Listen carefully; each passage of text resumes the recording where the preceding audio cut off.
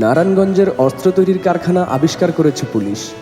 এ সময় ওই কারখানায় তৈরি দুটি রিভলভার এবং অস্ত্র তৈরির সরঞ্জাম সহ করিম মিয়া নামে একজনকে গ্রেফতার করা হয়েছে। গ্রেফতারকৃত করিম মিয়া চাঁদপুরের হাইমচরের মহেশপুরের মৃত সিদ্দিকুর রহমানের ছেলে। নারায়ণগঞ্জ শহরের নিতাইগঞ্জের পাইকপাড়া শাহ সুজা রোড এলাকায় বোনের ভাড়া বাসায় থাকতেন। বুধবার ২১শে ফেব্রুয়ারি বিকাল থেকে সন্ধ্যা পর্যন্ত শহরের নিতাইগঞ্জের ঋষিপাড়া বালুরমাঠ এলাকায় একটি বাড়িতে এই অভিযান চালায় জেলা গোয়েন্দা পুলিশ।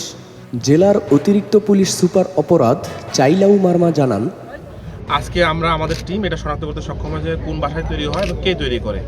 সেই সূত্র ধরে আজকে আমরা এই বাসায় 5:30 থেকে আমাদের টিম আসে এবং হাতে নাতে তৈরি করে যখন দেশীয় অস্ত্র তৈরি করছিল সেই অবস্থায় আমাদের যে এখানে মোহাম্মদ করিম মিয়া তাকে আমরা পাই বাসার ভিতরে। এবং সাথে সাথে এখানে আমরা দুটি দেশীয় তৈরি রিভলভার এবং একটি আমাদের ওয়ান শুটার গান বলে, যেটা দেশীয় এক নলা বন্দুক। এটা পাইপ, যে পাইপের অংশ। পাশাপাশি এটা আমরা ইনটেক সজীব একটা কার্তুজ পাই, শর্টগানের গুলি পাই। এবং অন্যান্য যে দেশীয় যে পিস্তল বা রিভলভার বা ওয়ান শুটার গান তৈরি করতে হয়, এই যত সরঞ্জাম আছে সব সরঞ্জাম আছে। এই পাশাপাশি এগুলো তৈরি করতে যেগুলো আছে আমাদের ড্রিল মেশিন, বিন মেশিন বলে, পাশাপাশি কাটার, লেড মেশিন সবই আমরা ভিতরে পেয়েছি। তো এই প্রাথমিক তথ্য। এখন এখান থেকে কারা কারা এগুলো সংগ্রহ করে, ক্রেতা কারা, এবং ওনাকে আমরা প্রাথমিকভাবে জিজ্ঞাসা করে যেটা পেয়েছি, উনি ওনার অরিজিনাল বাড়ি চাঁদপুর। উনি প্রায় 90 দশকের সময় উনি এখানে আসেন। এবং যে বাসায় আছে ওনার এক বোনের বাসা থাকে ওনার বাসা পিছনে।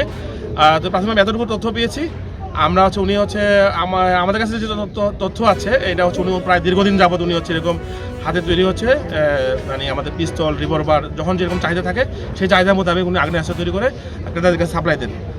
আমরা এটা ধরতে পেরেছি। এখন আমাদের পরবর্তীতে আমরা আগামীকালকে আমরা আরও জিজ্ঞাসাবাদ করে উনি কাকে কোথায় কীভাবে দেন এবং এই জিনিসগুলো এই তৈরি করার অস্ত্র আগ্নেয়াস্ত্র তৈরি করার যন্ত্রাংশগুলো কোথায় থেকে নিয়ে আসেন এবং কারা কারা তার ক্রেতা এবং কীভাবে বিক্রি হয়, কত দামে বিক্রি হয়, বিস্তারিত আমরা আগামীকালকে আমরা আপনাদেরকে বিস্তারিত জানাই দিই। উনি বলছে তার সাথে আরেকজন সঙ্গী আছে, তাকেও আমরা শনাক্ত করার চেষ্টা করছি। বিস্তারিত আমরা জিজ্ঞাসাবাদ করে নাম ঠিকানা পেলে আমরা আপনাদের জানাই দেবো। না, ওনার মামলা এখনো পর্যন্ত আমরা প্রাথমিকভাবে এখনো পাইনি, আমরা যাচাই করবো। 90 দশক উনি আসেন, এরপর উনি বিদেশি ছিলেন, ওনার কথা মতো বিদেশি ছিলেন। এরপরে উনি এখানে কবুতর পালন করতেন, কবুতর পালনের পাশাপাশি উনি এই কাজগুলো করতেন। এখন তার কবুতর ব্যবসা নাই।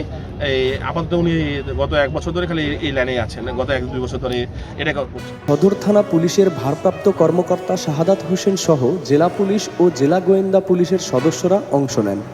এদিকে অস্ত্রের কারখানা আবিষ্কারের খবর ছড়িয়ে পড়লে এলাকার বিপুল সংখ্যক উৎসুক মানুষ ঘটনাস্থলের চারপাশে ভিড় জমায়।